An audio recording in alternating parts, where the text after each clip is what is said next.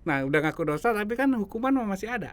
Iya. Ya, Oke. hukuman masih ada. Nah, hukuman itulah yang dibebaskan di tahun Yubelium. Jadi jangan kita mengutamakan ziarah, mengutamakan yang diutamakannya itu cari stempel, Nah, tanyain iya. paspor, Iya. tanyain sertifikat. Satu dekanat, satu gereja. Mau lebih silakan, nggak ada yang larang. Itu benar-benar menurut saya itu justru effortnya itu luar biasa karena kan di hari kerja pun harus ada gitu. Iya, betul. Gerakan Yubelium ini mendunia. Jadi nggak cuma di satu negara atau satu ya komunitas saja, tapi ini gerakan mendunia. Nah, Bapak Paus di situ mengharapkan semua umat Allah di tahun Yubelium ini bisa memperoleh kesempatan untuk berjumpa dengan Kristus. Nah, Kristus itu apa? Kristus adalah pintu keselamatan. Nah, makanya digambarkan dengan dengan pintu itu, pintu yang suci. Umat bisa berjumpa dengan Kristus yang adalah pintu keselamatan dan sumber harapan.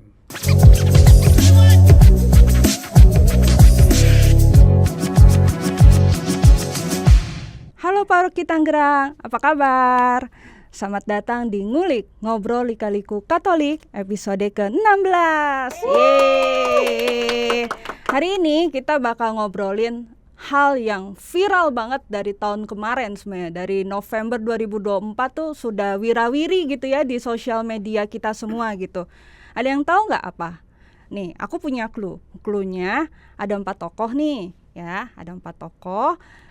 Salah satunya pakai jaket kuning, bawa tongkat. Siapa ya kira-kira? Coba dia bisa tebak nggak? Ya, betul. Kita hari ini akan ngobrolin tentang tahun Yubelium. Bersama saya sudah ada Pak Ika. Pak Ika saat ini menjabat sebagai Korbit Peribadatan periode 2022 sampai 2025 dan saat ini ditugaskan sebagai Ketua Tim Penggerak Yubelium tahun 2025 dari Paroki Tangerang. Kita kenalan dulu ya sama Pak Ika. Halo Pak Ika, gimana kabarnya? Elin, luar biasa. Gimana nih Pak, tahun Yubelium sudah jalan 4 bulan berarti. Apa saja kemajuan dari Paroki Tangerang? Untuk Paroki Tangerang, puji Tuhan lumayan oke, kemajuannya, progresnya. Walaupun mungkin masih ada beberapa hal yang akan kami perbaiki, kami tambah. Tapi secara standar itu sudah oke, sudah berjalan dengan baik. Dengan baik dalam arti dari tim maupun dari umat sudah menjalankan apa yang dipandu oleh Keuskupan Agung Jakarta. Berarti sudah ada yang main-main juga nih ya ke gereja kita ya? Oh, banyak. Oh, udah banyak.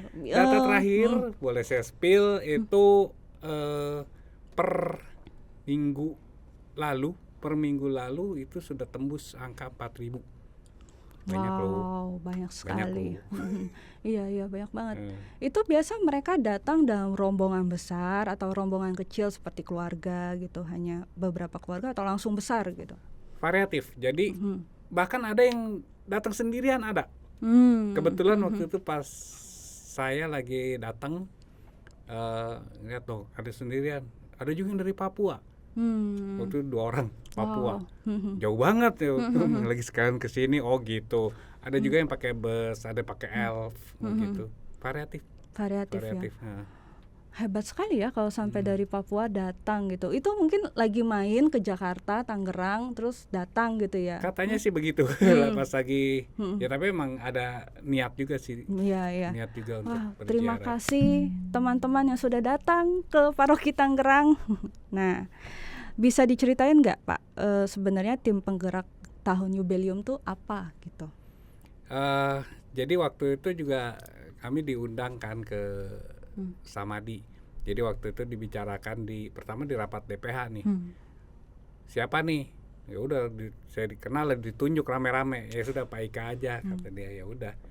Saya pergi ya otomatis dalam bayangan saya berarti saya harus punya tim yang memang udah biasa kerjasama kan sama saya. Betul. Jadi saya ajaklah dari liturgi dan prodiakon waktu itu ke sana. Jadi di sana kita di briefing ya mengenai yang pokok-pokoknya aja tuh yang harus kita jalankan. Waktu itu yang kasih briefing dari sana itu Romo Justinus Ardianto dan Romo Bernard. Gitu. Ya udah kita ikutin, ya udah kita setelah itu pulang ke Tangerang ya kita meeting, kita coba terapkan sambil berjalan. Sambil berjalan karena kita juga kan punya grup WA tuh. Betul. Grup WA tim penggerak untuk KAJ ya kita selalu pantau dan ikutin instruksi-instruksi di sana. Secara garis besar tuh mereka tugasnya ngapain aja Pak, tim penggerak Yubelium itu? Oke, jadi secara garis besar kita ada tim penggerak itu dibagi 3. Ya, dibagi 3, ada tim penggerak rohani, tim penggerak bela rasa, sama tim penggerak sosialisasi. Nah, kalau penggerak rohani itu lebih ke arah untuk kegiatan-kegiatan doa, kegiatan-kegiatan gereja, novena seperti itu. Lalu kalau untuk bela rasa, nah itu yang mengakomodir untuk yaitu seperti para penerima tamu kita di Porta Sancta itu seperti itu. Lalu tim penggerak sosialisasi, nah ini teman-teman ini nih timnya Konsos gitu. Itu jadi yang bertugas untuk mensosialisasikan, dia membuat podcast seperti ini, seperti itu. Berarti semuanya sudah tertata rapi ya, sudah ada tugasnya masing-masing, tinggal dijalankan gitu. Nah Pak, tahun Yubelium ini kan istimewa banget gitu ya. Nah sebenarnya apa sih sejarahnya Yubelium itu gitu? Secara singkat aja zaman dulu ya istilahnya ya, zaman dulu gitu. Zaman masih bangsa Yahudi itu mereka ada tradisi sebenarnya kita bisa baca ya di kitab Imamat bab 25. Jadi itu ada mereka harus membuat satu ketentuan ya dalam 50 tahun 50 tahun sekali itu harus melakukan seperti pembebasan budak, pembebasan utang itu. Intinya kayak gitu. Jadi kalau saya mau bacakan ini di sini ada nih hukum Musa ya menetapkan tahun khusus nih untuk orang Yahudi. Jadi kira-kira bunyi ayatnya kamu harus menguduskan tahun ke-50. Ya, tahun ke-50 dan mengumumkan kemerdekaan di seluruh negeri kepada semua penduduk. Itu menjadi tahun Yobel bagimu. Nah itu tuh maka jadi Yubelium dari tahun Yobel itu. Tahun Yobel. Nah ketika kamu masing-masing kembali ke tanah miliknya dan masing-masing kepada keluarga, tahun ke-50 ini harus menjadi tahun Yobel bagimu. Diulang lagi tuh kata-katanya. Kamu tidak akan menabur, kamu tidak akan menuai gandum yang tidak dipanen, kamu tidak akan memetik anggur yang tidak dipangkas. Yobel harus menjadi hal yang kudus bagimu. Kamu akan memakan apa yang berasal dari ladang. Jadi 50 tahun sekali nih sejarahnya awal-awal. Terus oleh gereja tahun 1470 waktu itu masih kita dipimpin oleh Bapak Paulus kedua. Ya. Nah, itulah mulai sejarahnya diubah jadi 25 tahun sekali. Tahun Yubelium itu diubah jadi 25 tahun sekali. Nah, tapi nggak menutup kemungkinan nih. Nggak menutup kemungkinan paus-paus berikutnya boleh untuk mengadakan tahun Yubelium luar biasa. Kayak kemarin tahun 2016. Waktu itu kita disebutnya tahun kerahiman.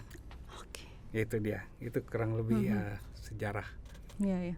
Awalnya. Teman-teman ingat nggak tahun 2016 ada tahun Yubelium luar biasa? Nah, ingat nggak? Sama saya juga nggak ingat.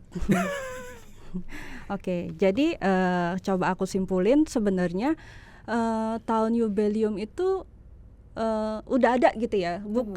Bukan soalnya gini, banyak sekali di sosial media terutama ya postingan-postingan yang ya mungkin mereka menyerang gereja Katolik, maksudnya seperti itu, mengatakan bahwa oh ini cuman karangan aja gitu, ini cuman diada-adakan saja gitu. Tapi ternyata akarnya tuh sudah ada di perjanjian lama. Justru memang awalnya pada waktu itu oleh bangsa Yahudi, lalu pada tahun 1470 kemudian oleh Paulus kedua diubah tuh menjadi yang tadinya 50 tahun menjadi 25 tahun gitu ya. Lalu kan tadi kalau di tradisi Yahudi itu kan pembebasan hutang lah istilahnya, terus tanah itu dibebaskan gitu. Lalu apa hubungannya sekarang dengan kita nih, hubungannya dengan gereja Katolik gitu, makna pembebasan itu? Nah, gereja Katolik itu dikenal sebagai gereja yang up to date gitu ya, jadi menyesuaikan dengan perkembangan zaman. Nah, zaman dulu itu kehidupan manusia arahnya lebih bersifat agraris ya, jadi tanah aja gitu ya, tanah yang diistirahatkan gitu. Nah, zaman dulu juga itu ada masih banyak perbudakan, ya kan. Nah, jadi pada saat itu ya mungkin kalau istilah sekarang ya udah, kalau di kerjaan nih sekarang banyak arahnya apa, membebaskan orang-orang yang mungkin yang banyak masalah, pembebasan utang ya, dan yang lebih menyatu lagi dengan gereja itu dosa. Umat manusia itu nggak lepas dari dosa ya. Nah, itulah makanya gereja Katolik mengadakan tahun jubileum 25 tahun sekali. Salah satunya yaitu untuk pembebasan hukuman-hukuman nih. Kita bilang pembebasan hukuman-hukuman atas dosa-dosa. Tapi catatan nih, dosa-dosanya yang gimana? Dosa-dosa yang sudah diakuin ya, kita udah ngaku dosa nih. Nah, udah ngaku dosa tapi kan hukuman masih ada. Iya. Ya, hukuman masih ada. Nah, hukuman itulah yang dibebaskan di tahun jubileum. Nanti saya akan jelaskan mengenai itu rahmat indulgensi. Oke. Gitu. Berarti untuk memperoleh kita singgung sebentar tentang rahmat indulgensi, tetap kita ngaku dulu nih ya dosanya, bukan cuman jalanin aja yang kayak ziarah segala macam gitu ya. Soalnya ada nih beberapa kali pertanyaan-pertanyaan gitu. Ziarah itu tuh sebenarnya untuk apa sih, ziarah dari gereja ke gereja itu? Karena sekarang trennya adalah dilihat mereka itu jadi sibuk berfoto-foto atau mencari stempel atau sertifikat ya, apapun itu, sertifikat, stempel, paspor. Nah, yang paling baru-baru terkenal nih paspor nih gitu. Jadinya setiap yang ditanya tuh bukan kapan gerejamu bisa didatangi, tapi ada apa sih yang bisa diberikan gerejamu untuk para peziarah ini gitu. Jadi gimana nih Pak? Oke. Nah, ini emang pertanyaan yang sama yang oleh Alin bicarakan nih sering juga mampir ke saya, baik itu langsung maupun lewat chat di WA gitu ya. Itu sih kalau saya sebagai tim penggerak melihat itu ya, bawalah hal itu dalam sukacita aja sih sebetulnya. Tapi hendaknya ya ini, jangan gagal fokus. Nah, ya. Itu penting. Jadi jangan gagal fokus. Jadi jangan kita mengutamakan ziarah, mengutamakan yang diutamakannya itu cari stempel, tanyain paspor, tanyain sertifikat. Nah, saya kasih ini aja ya, spill ya. Jadi waktu pertemuan awal kami di tim penggerak, memang dari awal kami diberi kebebasan. Setiap paroki boleh berkreativitas apa aja pokoknya untuk memeriahkan tahun jubileum ini. Jadi karena dikasih kreativitas, jadi amat sangat besar kemungkinan itu tiap paroki bisa beda. Ya, betul, tiap paroki bisa beda nih pernak-perniknya. Ya, Kalau untuk paroki Tangerang kan kita menyediakan stiker, Iya. ada pembatas buku, ya cap ya otomatis karena dalam tanda kutip kita terpaksalah mengikuti tren itu gitu. Jadi kalau kita nggak sediakan cap, aduh kasihan. Yang jaga Porta Sancta tuh kasihan, karena mereka akan ditanya, teror. iya. Dan orang bisa dengan kreatif, kan itu dekat sama sekretariat, bisa masuk ke ruang sekretariat minta cap. Padahal kan itu beda ya, cap Iya, stempel. paroki itu Iya, kan cap iya. paroki. Akhirnya ya udah kami gerak dalam ya cukup cepat juga. Ya udah kita bikin lah, kita desain Bikin. untuk paroki kita. Ya capek juga ya bertema tahun jubileum ya, yang ada logo ya ini seperti ini nih. Ada Iya, logo iya. ini Logo gitu. itu. Tapi ada apa paroki Tangerang gitu. Jadi seperti itu. Itu yang mau kami tekankan. Itu jangan sampai itu yang dikejar-kejar. Yang dikejar adalah apa? Itu gerakan yang tadi saya sebutkan. Mungkin kalau untuk umat secara umum ya berarti gerakan rohani dan gerakan bela rasa. Itu sebetulnya yang perlu benar-benar dilakukan. Kalau itu nggak dapet cap, misal ada paroki, saya tahu ada beberapa paroki yang kekeh jemekeh gitu, nggak mau nyedain cap. Emang itu perlu cap. Ada ya kita sih ya sah-sah aja. Itu kebijakan dia, yaitu ini ya untuk paroki Tangerang dia. Kalau ada paroki yang nyediain cap, bahwa yang jaga jangan diomelin gitu. Itu karena terjadi loh yang jagain itu sampai diomelin, kasihan. Ya itu kan kebijakan paroki masing-masing. Jadi ya maksud saya jangan sampai cap yang diuber, sedangkan makna pertobatan kita itu apalagi kalau sampai ngomelin orang, maki-maki orang. Iya. Gimana caranya tuh gitu. Malah berdosa lagi nggak sih? Betul, Ya kan? itu dia. Oke, berarti sebenarnya ya tujuan dari ziarah jubileum itu adalah ya bukan stempelnya itu ya, Betul. tapi bagaimana kita memasuki pintu kerahiman itu dengan hati yang Tuhan mengasihiku loh gitu. Jadi stempel nggak ada stempel bukan masalah gitu ya, karena pada dasarnya kita sudah mendapat materai rohani gitu ya. Ya kan, materai rohani di mana Allah itu, kita ini sudah menjadi anak-anak Allah dan materai rohaninya itu tuh kekal gitu ya. Nah, terus tadi ada disinggung-singgung gerakan rohani sama gerakan bela rasa. Nah, apa aja yang bisa dilakukan umat untuk memenuhi dua kegiatan ini, Pak? Oke. Kalau pertama untuk gerakan rohani ya. Jadi kita sudah dipandu ya oleh Keuskupan Agung Jakarta.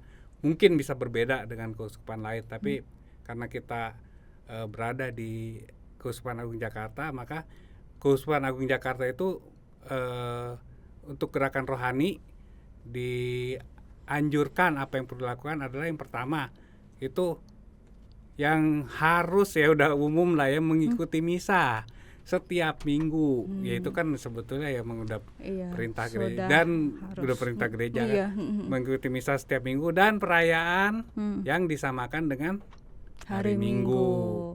Tahu nggak kenapa? Saya baru berpikir nih, kenapa kemarin Rabu Abu penuhnya minta ampun, nggak cuma gereja kita, gereja di mana-mana, berarti umat sudah menyerap itu gitu. Kadang-kadang kan orang ada yang aduh males ah Rabu Abu ke gereja, berarti ini umat semua ke gereja tuh.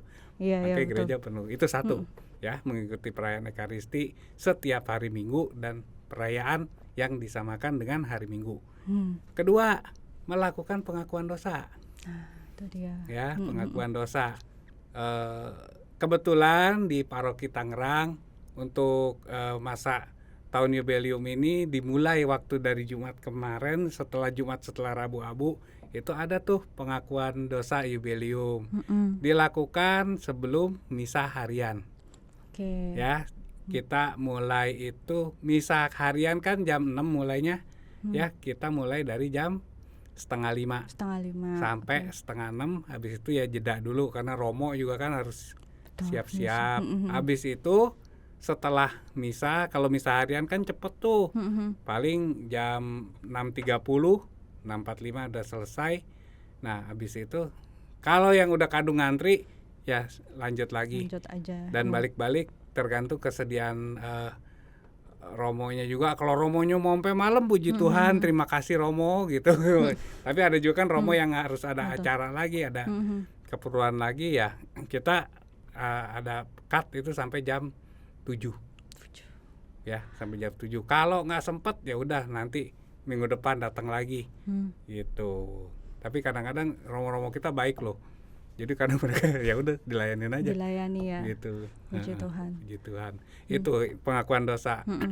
Gerakan rohani. Jadi yang saya ulang, yang pertama mengikuti perayaan Ekaristi, melakukan pengakuan dosa, ya.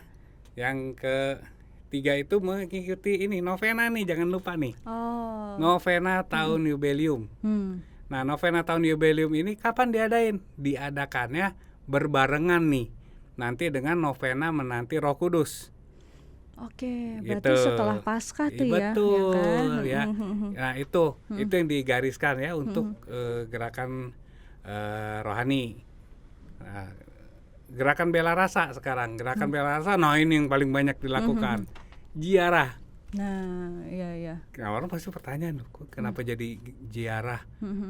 Nah, ini saya mungkin perlu perjelas lagi kali ya, ziarahnya itu ke 9 gereja ya. 9 gereja di Keuskupan Agung Jakarta. Catatannya nih, 9 gereja, 1 dekanat, 1 gereja. 1 dekanat 1. Oke. Ya, 1 dekanat, 1 gereja, termasuk gereja kita sendiri ya. Jadi 1 gereja, 1 dekanat, 1 gereja. Mau lebih silakan, nggak ada yang larang. Ya diusahakan ikutilah itu. Mau lebih silakan. Misal tahu-tahu lagi ada di luar kota, lagi di Surabaya atau di mana, atau di luar negeri, ya mau ziarah ya silakan gitu. Karena ini sedunia, nggak cuma di Indonesia doang atau di Vatikan doang. Ini sedunia ya. Jadi ini gerakan bela rasa itu ziarah ke 9 Porta Sancta.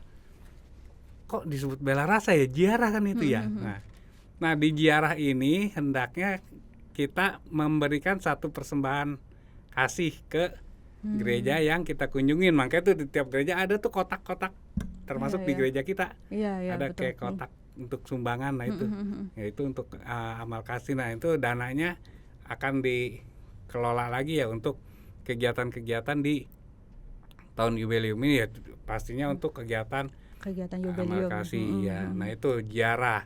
Nah ini jangan lupa juga nih, jangan mikirin, wah udah selesai, udah dapat stempel nih kan dari 9 gereja, udah selesai ya, udah beres ya. Enggak, itu ada lagi gerakan bela rasa itu, yaitu harus melakukan bakti sosial, ya, kunjungan sosial ke panti-panti sosial, boleh, mau panti asuhan, mau panti jompo, mau panti ODGJ ya, ya, itu boleh.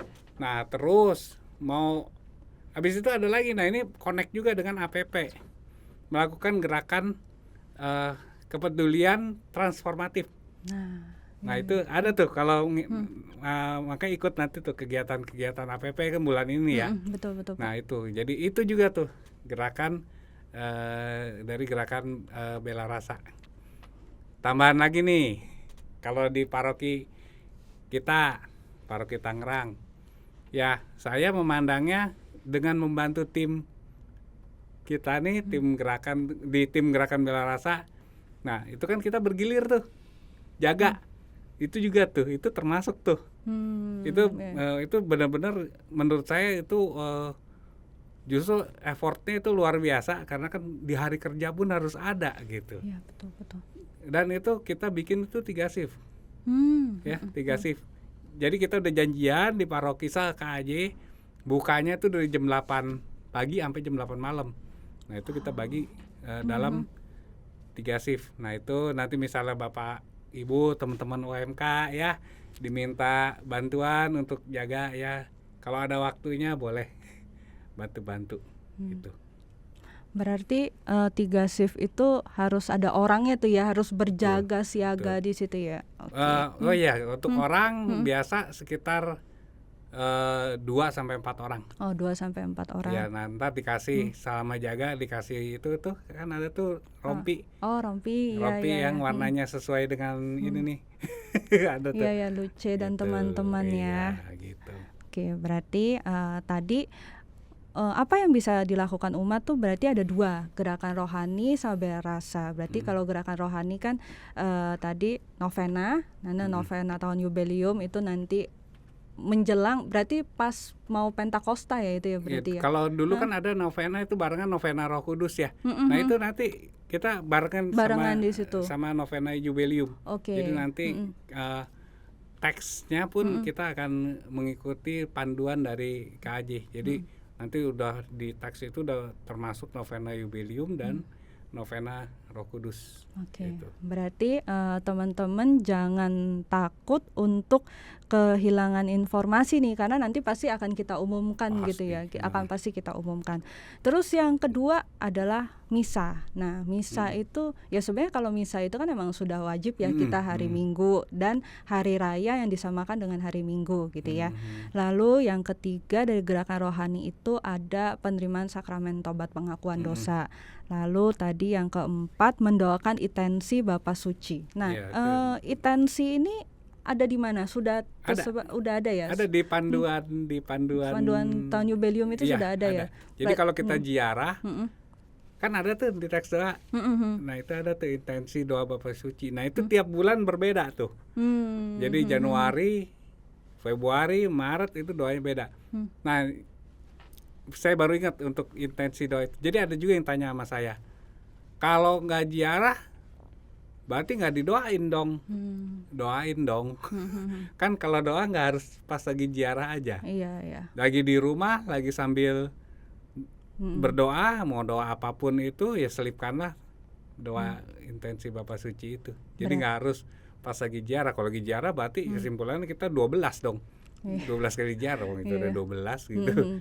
Berarti intensi doa itu ya didoakan kapan aja bisa ya. Tidak harus pas kita ziarah atau kita di gereja, bahkan di rumah pun sebenarnya bisa gitu ya. Nah, dan kalau nggak salah tuh ada tambahan juga doa Bapa Kami ya kan ya. Doa Bapa Kami, Salam Maria dan kemuliaan. Nah, itu tuh jangan sampai ketinggalan tuh ya.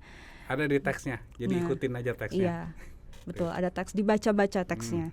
Terus ada gerakan bela rasa tadi yang seperti kita tahu ada ziarah Porta Santa di 9 dekanat ya. 9 dekanat, masing-masing dekanat itu satu gereja, termasuk gereja kita gitu ya. Tapi tidak menutup kemungkinan kalau teman-teman yang misalnya lagi liburan keluar kota, dan pasti kan di luar kota juga ada ya gerejanya ya, yang Porta Santa itu nggak apa-apa, didatangi saja. Jadi jangan ragu untuk datang, atau mungkin teman-teman yang lagi liburan keluar negeri bahkan. Nah, biasanya kalau selama ada di situ ada gereja Katolik, pasti Porta Santa itu ada ya, karena ini wilayah tahun jubileum ini mendunia gitu ya. Terus tadi ada gerakan transformatif yang melalui pertemuan APP. Berarti harus ikut tuh pertemuan APP. Biasanya kalau pertemuan APP itu kan umatnya sedikit ya. Nah, jadi Bapak Ibu dan teman-teman, yuk cari tahu pertemuan APP lingkungannya. Biasanya pasti kalau itu udah disebar sih di grup lingkungan masing-masing ya, karena itu menurutku cuma 4 pertemuan dan pertemuan yang sangat menarik gitu. Dan kita akan dibawa masuk ke dalam mengimani tahun jubileum ini lebih dalam lagi gitu ya Pak. Betul.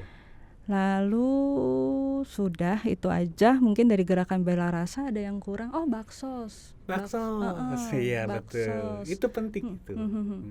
Karena kan baksos itu kita ya istilah umumnya kita berbagi berkat lah kepada kaum lemah, miskin dan tersingkir, KLMT ya. Itu dia. Berarti itu udah segaris sama Ardas KAJ nih tahun 2025 ya kan, karena kan kepedulian terhadap yang miskin, lemah ya. Nah, itu berarti memang tahun jubileum ini selain tahun ini istimewa, juga KAJ itu pas gitu waktunya ya untuk tahun Ardas 2025 ini.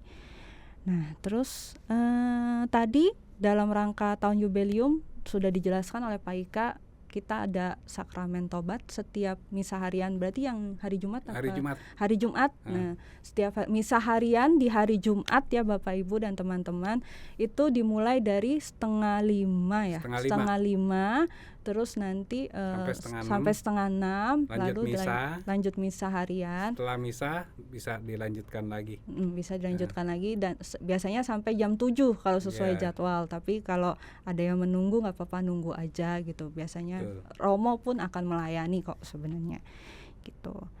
Nah, terus kita mau ngomongin maskot nih, maskot jubileum. Ini kan sering banget diomongin, ada Luce dan teman-temannya. Luce dan kawan-kawan. Iya. Bisa dijelasin nggak Om? Maksudnya mereka ini tuh memperlambangkan apa sih gitu? Karena kan pasti ada maknanya. Betul. Nih. Mereka nggak cuman sekedar tokoh aja gitu. Ya. Jadi yang umum itu kayak gereja kita tuh si Luce raksasa aja ada 2. Kita punya Luce raksasa itu 2, tingginya 2,5 meter itu. Jadi ya itu awal kenapa kok mungkin orang bertanya-tanya kok bentuknya kayak gitu ya, kok nggak serius amat ya gitu bentuknya untuk jadiin maskot kayak bentuk anak-anak seperti itu. Nah itu dari Vatikan, Bapak Paus itu jadi mau menyelami budaya pop tapi yang positif ya maksudnya ya. Jadi makanya itu bentuknya seperti anak-anak atau anak remaja ya. Dia pakai jas hujan, dia pakai sepatu bot, dia bawa tongket.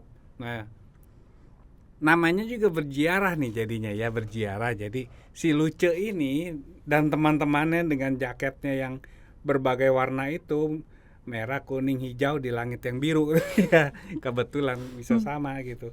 Nah, itu perlambangannya ya dengan jas hujan, jadi bisa berziarah apapun kondisinya. Dalam situasi apa, badai, sepatu bot berlumpur. Ya itu kan berarti nggak di dalam zona nyaman aja tuh. Namanya berziarah gitu kan, jalan bawa tongkat. Ya itu kan tongkat, kalau kita jalan ada tongkat kan lebih memudahkan. Dan jangan lupa dia bawa rosario juga loh. Ya kan? Yang dikalungkan itu ya. Nah, ya, nanti kita bicara yang ini.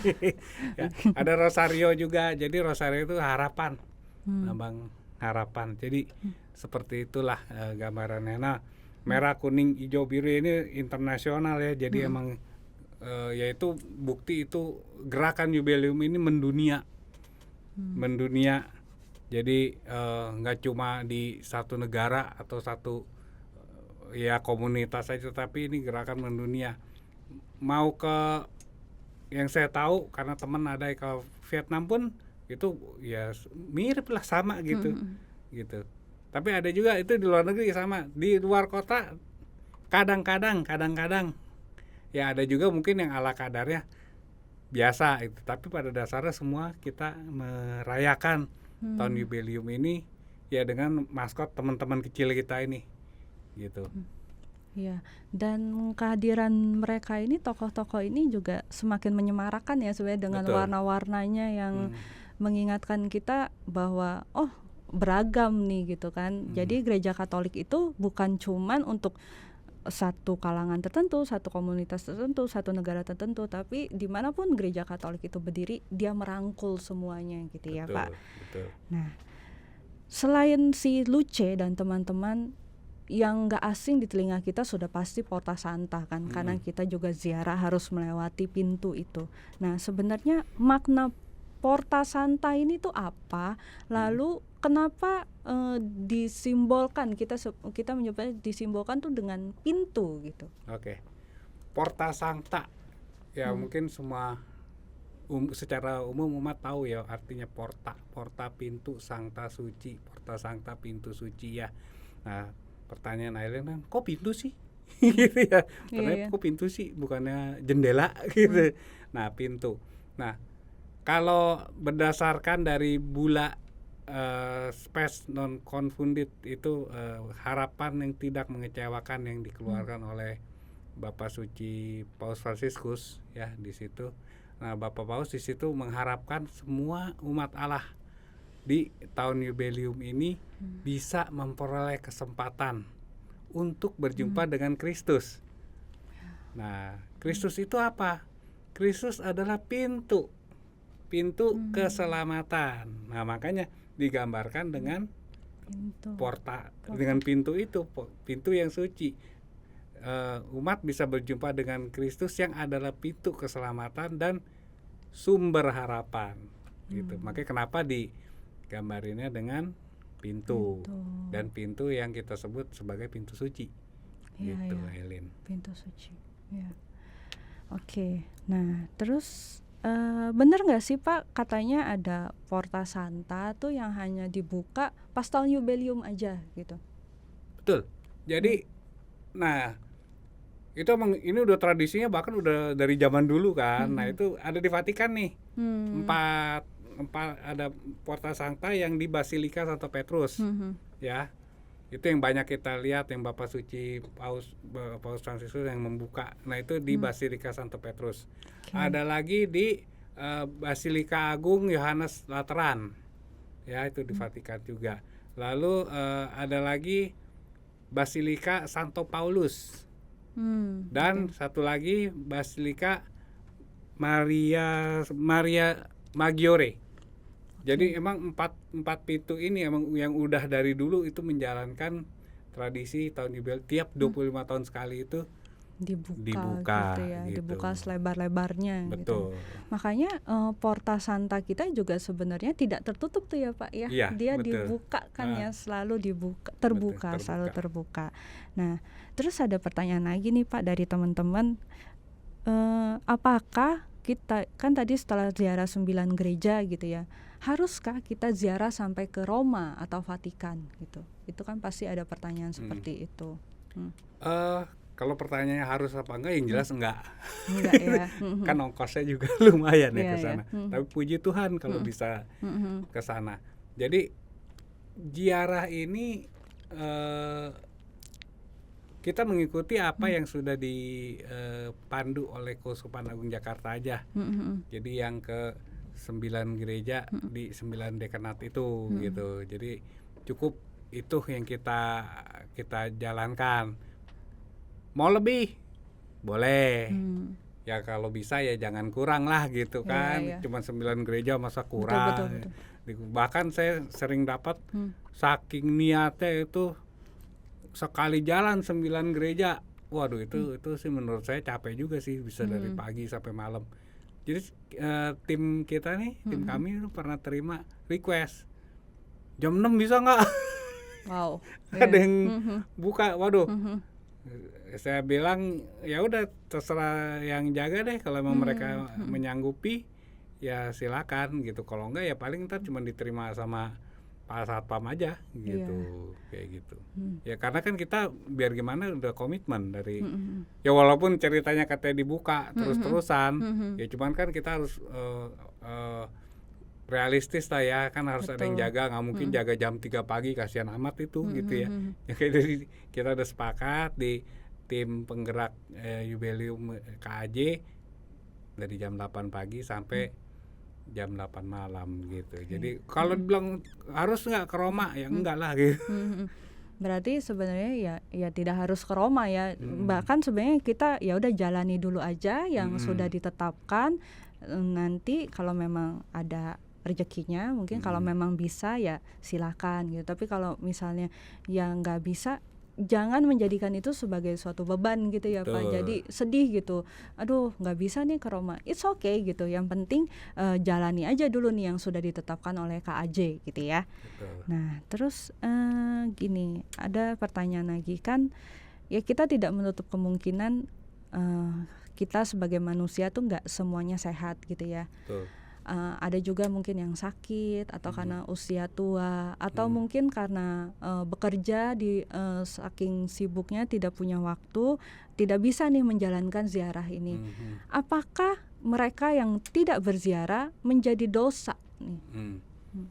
Ya itu bagus tuh pertanyaan Aileen, karena orang bisa berpikir seperti itu gitu. Waduh kalau nggak ziarah ke 9 gereja nih dosa nih gitu. Nah jadi yang perlu kita luruskan ya, ziarah ini adalah tujuannya itu untuk memperoleh yang tadi saya bilang tuh, Dan ini cuma satu dari berbagai kegiatan yang perlu dilakukan untuk memperoleh rahmat indulgensi. Nah, apa sih rahmat indulgensi? Nah, rahmat udah tahu lah ya. Indulgensi itu apa? Indulgensi adalah satu pengampunan, pembebasan dari hukuman-hukuman dari dosa-dosa yang sudah diakukan di sakramen tobat. Jadi itu ya udah hukumannya dihapus. Namanya hukuman dihapus itu kan satu rahmat tuh. Ya, maka itu rahmat indulgensi. Nah, berarti berarti pertanyaannya kalau gitu gimana dong kalau nggak ziarah? Ya nggak dosa juga gitu. Cuma memang kesempatan untuk memperoleh rahmat indulgensinya itu jadi hilang gitu.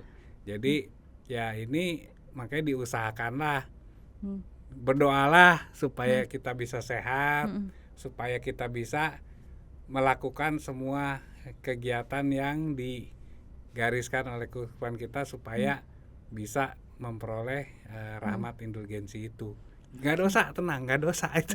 Tenang ya teman-teman, nggak dosa, nggak apa-apa. Nggak dosa, cuman emang nanti tidak kesempatan untuk memperoleh rahmat indulgensi untuk tahun ini ya hilang. Ya puji Tuhan bisa 25 tahun lagi kita masih ada usia, kita bisa coba lagi gitu, 25 tahun lagi.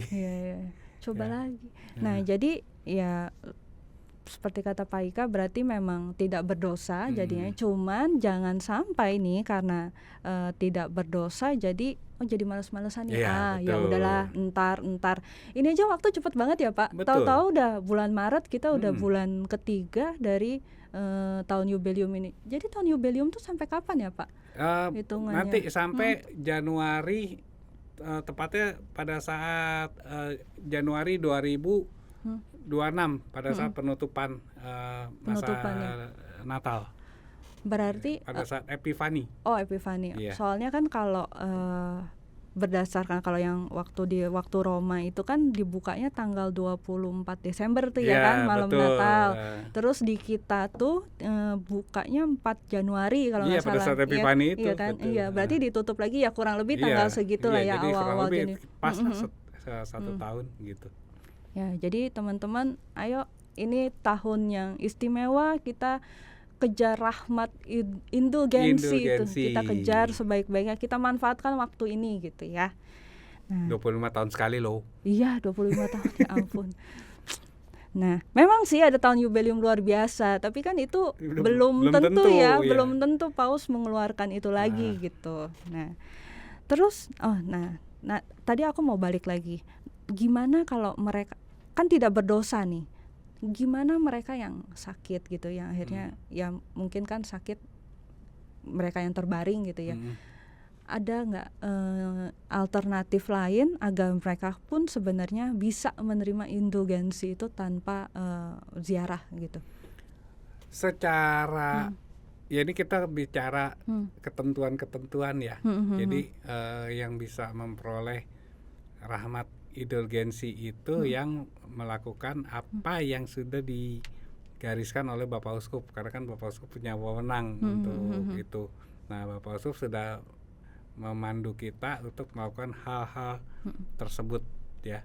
Nah, itu makanya balik-balik kalau sakit atau apa ya mungkin ini mah mungkin ya pendapat pribadi saya. Saat ini mungkin si penderita sakit ini belum waktunya untuk menerima rahmat indulgensi gitu. Bisa tapi ya balik-balik ya kita tinggal mohon kerahiman aja.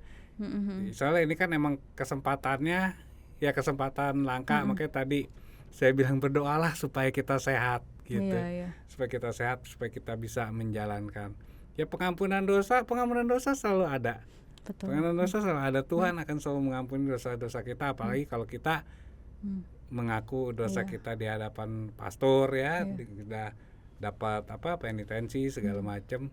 Nah, cuman indulgensi itu apa sih? Ya dosa udah dihapus, tapi konsekuensinya kan masih ada. Hukuman-hukuman itu masih ada. Nah, indulgensi itu kan menghapus hukuman-hukuman itu gitu. Gitu. Jadi rahmat indulgensi. Iya. Seperti itu. Ya makanya seringkali mungkin ada salah paham gitu ya ketika kita mengaku dosa, oh itu sudah cukup. Betul. Nah sebenarnya ada lagi tambahan yang indulgensi itu, makanya itu sebuah rahmat yang memang benar-benar harus kita kejar gitu ya, Betul. penghapusan hukuman lah Ya, gitu. hukuman tetap Mm. walaupun dia sudah ngaku dosa, hukuman itu mah tetap ada. Walaupun dengan mengaku dosa, rahmat Tuhan itu akan tercurah. Betul. akan tercurah kepada kita, tapi itu bukan berarti itu menghapus hukuman. Caranya gimana menghapus hukuman? Ya itu dengan rahmat indulgensi itu. Apa yang perlu dilakukan? Nah inilah kesempatannya Iya. di tahun jubileum ini. Ya. Gitu. Ya mungkin buat teman-teman yang nonton ini, Bapak Ibu yang udah lama nggak ke gereja, yuk pulang gitu, pulang, Tuhan memanggil ya. Dengan rahmatnya kita gunakan tahun jubileum ini sebaik mungkin ya. Nah terus ada hal-hal lain nggak Pak yang harus diketahui umat mengenai tahun jubileum ini gitu? Secara umum ya, ibu bapak, teman-teman OMK, adik-adik semua, yang jelas sih seperti yang tadi kita udah bicarakan ya, Aileen, jangan kita sampai itu gagal fokus. Jangan kita cuma mengejar itu sertifikat, stempel. Karena mengejar itu kita jadi sampai kok malah jadi lupa berdoa. Atau paling nggak ngomelin orang yang jaga Porta Sankta, wah itu udah bergeser. Nah kita jangan sampai seperti itu. Nggak punya stempel, nggak punya paspor, nggak punya sertifikat ziarah, ya itu nggak apa-apa, karena ziarah itu pun hanya satu kegiatan dari berbagai macam kegiatan yang perlu dilakukan. Nah ngomong-ngomong stempel nih, saya sering bercandain sama orang yang agak-agak ngotot gitu minta stempel. Emang nanti kalau bapak atau ibu meninggal di pintu sorga emang ditanyain sama Santo Petrus, mana stempel ziarahnya? Kan enggak gitu. Jadi ya udah nggak usah khawatir, nggak punya stempel gitu. Itu sih yang perlu kita sampaikan. Oke. Nah, berarti ya tadi sudah disampaikan Pak Ika gitu ya. Jangan kita terpaku dengan hal-hal yang teknis gitu, kayak stempelnya kah atau paspornya gitu. Yang terpenting adalah bagaimana niat kita untuk ini, kita mau datang gitu ya kepada Tuhan gitu, mau melewati pintu Porta Sankta itu dengan hati yang bertobat sebenarnya kan. Betul. Bertobat, kita mau pulang kepada Bapa kita, mohon ampun dengan kesalahan kita, dan ya hadiahnya rahmat indulgensi itu gitu ya. Nah, Pak Ika, jadi udah berapa gereja nih yang Bapak kunjungi? Saya pribadi Malu sih sebetulnya saya ngomong. Baru 2. Nggak apa-apa, Pak. Gereja kita sendiri sama di Kepamulang. Kepamulang tahu nggak gara-gara apa sebetulnya? Itu bukan sengaja saya mau ziarah. Jadi waktu itu teman saya anaknya menikah. Pemberkatan. Udah ada nih Porta Sankta, ya udah. Jadi selesai pemberkatan itu, ya udah saya keluar, masuk lagi melewati Porta Sankta gitu, sambil ya udah ziarah dengan mengikuti ya teks juga kan, mereka juga standar sudah menyediakan gitu. Ya udah saya itu jadi benar-benar baru 2. Mudah-mudahan nanti saya ikut dengan lingkungan saya, rencana 2 kali jalan. Gitu. Iya, kalau sekali jalan lumayan tuh Pak, 9. Iya. Tapi nggak apa-apa Pak, masih bulan Maret, masih panjang gitu ya. Iya. Nah, terus ini tim penggerak jubileum tuh udah 4 bulan berarti ya Pak, sejak kita ketemu pertama kurang lebih. Nah, ada nggak sih hal-hal menarik yang membangun iman justru? Karena kan saya tahu nih Pak Ika, wah itu ribet banget. Di grup itu panjang sekali itu. Nah, ada nggak yang ternyata Tuhan tuh baik gitu? Betul. Nah, menarik banget karena ya ini sih nggak cuma di tim penggerak tahun jubileum paroki aja, di semua pelayanan juga harusnya sih seperti itu ya. Jadi kita di tim itu kan melibatkan banyak orang ya, Alin. Jadi termasuk Romo juga. Puji Tuhan kami semua nih, kita karena kan Aileen juga tergabung juga, bisa bekerja sama dengan luar biasa, dengan bekerja sama dengan baik, bisa timbul tuh ide-ide berbagai macam ide. Romo-romo juga, romo-romo kita tuh excited banget. Bahkan karena saya pernah lagi kebetulan saya kebagian jaga juga, ya romo-romo ya datang ngasih kopi.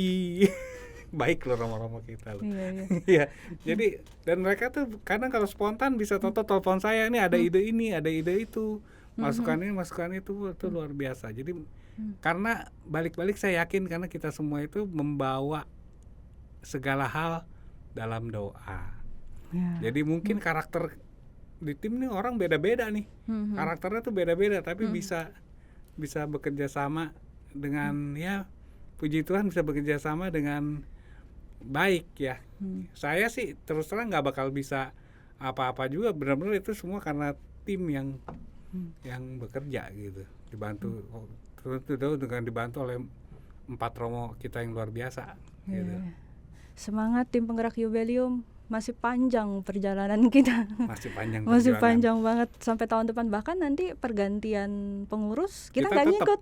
Kita ngikut sampai tahun depan. Wah, iya, kita tetap harus walaupun mungkin di kepengurusan gereja udah nggak di situ reshuffle.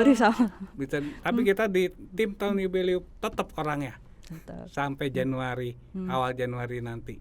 Ya, semangat buat kita. Nah, untuk penutup nih Pak, ada nggak sih dokumen atau mungkin website tertentu gitu ya yang bisa diakses secara umum buat umat gitu, yang pasti valid nih informasinya? Gitu. Betul. Jadi dokumen yang otomatis kalau yang mendunia, yang mendunia itu otomatis bula yang dikeluarkan oleh Bapak Paus Fransiskus. Ya, yang Spes Non Confundit itu harapan tidak mengecewakan. Tapi ada dokumen praktis ya yang bisa jadi pegangan kita nih umat KAJ ya.